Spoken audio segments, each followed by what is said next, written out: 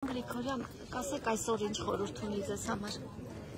Կկանեք։ Սուրբ պատարագ է, որին եկել ենք մասնակցենք, աղոթք առաքենք առ Աստված։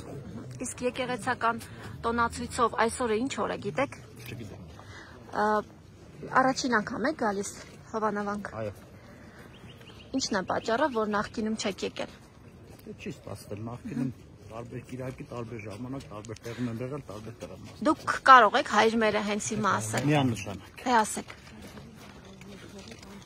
Ներսում մտնենք նոր Չէ, հիմա այստեղ ասեք, որպեսզի հանրությունը իմանա, որ դուք հավատքով եք հայ առաքելական եկեղեցու հետևում։ Ուզում եք փորձեք տեսնեք, որ Քոշարյանը չգիտի, ես գիտեմ, թե չէ։ Դուք գիտեք հայրմերը։ Դե